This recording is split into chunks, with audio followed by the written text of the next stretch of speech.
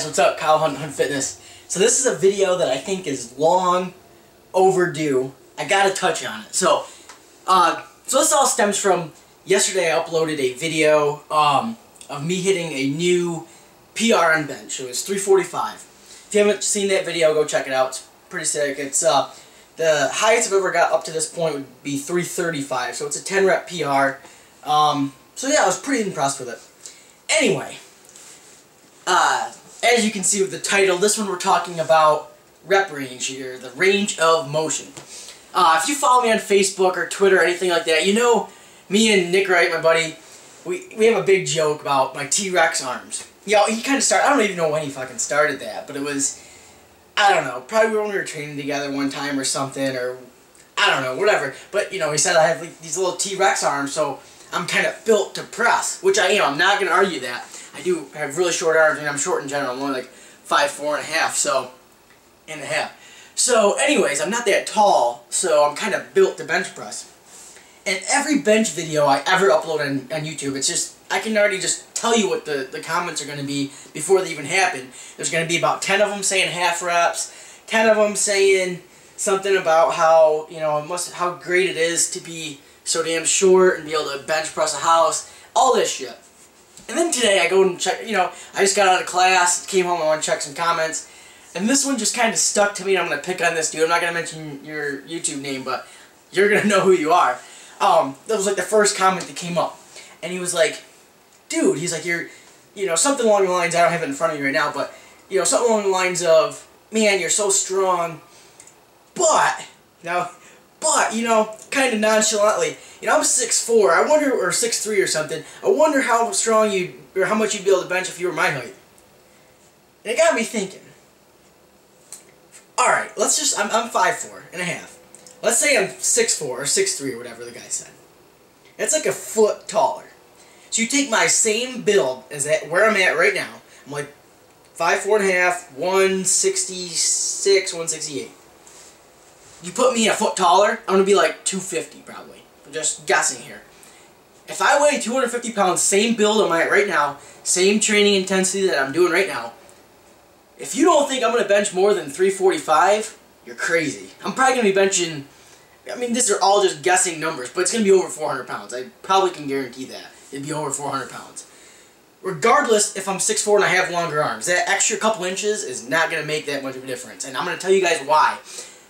You can, alright, right now, without even knowing how tall any of you are, I can probably, unless you're a good bencher, you can probably even take off a couple inches of your range of motion. Now, if you're a shitty bencher, you could probably take 4 to 5 inches off your range of motion. And I'm going to explain this. It's all about shoulder retraction.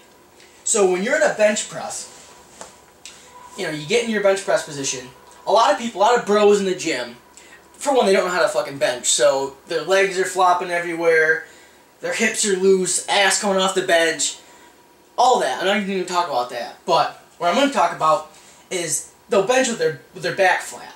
Now, look at this position. I don't know how the camera's set up so if you can see this, but if you have your shoulders like kind of normal and out like this, your arms can go out a lot farther than if you have your shoulders completely retracted, and that's how you should start a bench. So shoulder blades completely retracted as far as you possibly can. Think like there's a pencil in the middle of your back and you're trying to squeeze it and hold it in there.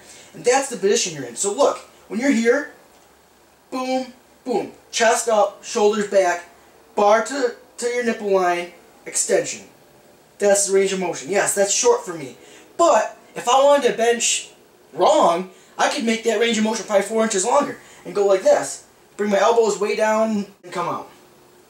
Like I could do that if I wanted to.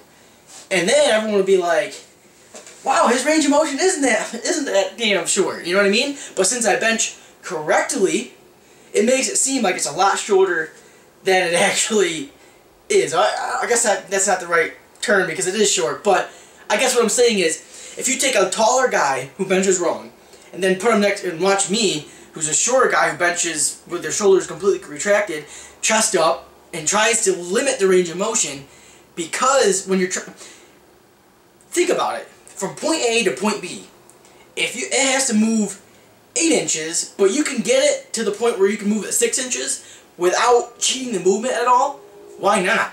Think about that. You're going to be stronger. Is there anything else I want to mention about that? Really, that's it. That was kind of like my rant, I guess. I'm not hating on anybody here. It's just kind of funny. It's something that I always get, and it's really me and Nick joke about it all the time because he's like the exact opposite of me. Pressing movements are really hard for him because he has a shorter torso but really long arms. So he's like built to deadlift. But you don't ever really see anybody like Nick who's built to deadlift, and then you don't really see that comment like, "Oh wow, dude, your arms are so long and your torso is a little bit shorter, so you'd be, you know, that's such a low range of motion on your deadlift, you know, man. Imagine if you were, you know, whatever, opposite, built a bench and tried to deadlift, you know." But really, it's just kind of funny. I kind of like to joke about it. It's a big joke. I actually want to get a T-shirt made that's like a T-Rex on it or something. So if anybody wants to come up with like a T-shirt design with like a Hunt Fitness, say Hunt Fitness on it with like a T-Rex or something, benching or even doing anything, I think it'd be funny as hell. So, you know, do that. I'll definitely give you credit for it. But last thing I want to mention about this is, so let's say you are a taller guy who has longer arms and is kind of using the excuse of, well, I have longer arms, I'm not really built to bench. Don't use that as an excuse. Like, it is, and there is going to be a difference, like I mentioned, but try to do those things, like I mentioned. Try to limit the range of motion as much as possible while still using the range of motion. One of the things that bugs the shit out of me, and I see it all the time, and I actually have friends that do this, and you're probably going to know who you're probably going to be watching this. If you have longer arms, don't do fucking half reps. Don't think that you can grab the bar and do this, and since you're moving at the same, you know, the same range of motion that a shorter guy is, you're still getting the same benefit. You're not. Take advantage of the fact that you have a longer range of motion, a little bit longer arms, and take it all the way down and still do the shoulder retraction, all that stuff, but still use that full range of motion. You're going to get a little bit longer time under tension. You're going to be using a fuller range of motion. When you're only doing those half reps, you're really only strengthening that top part of the motion. So let's say one day you walk in and you're like, shit, I'm going to do a real bench press. Your weight that you're going to use is going to drop considerably because you've never really strengthened the position of the from the bar to midway point. You've never strengthened that. It's almost like doing an isometric contraction, like a wall set, for instance. Say you're doing a wall set.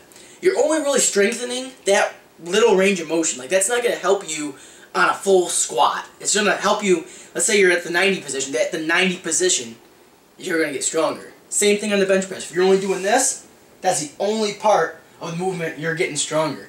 And your chest isn't really getting hit from a full range of motion. And the time under tension is going to be less than what it could be, unless you're going super slow, but what's the point of that?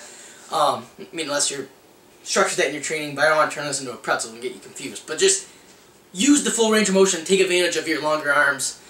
Yes, I'm a T-Rex, but hey, if I was taller, I still think I'd be benching a lot. Peace.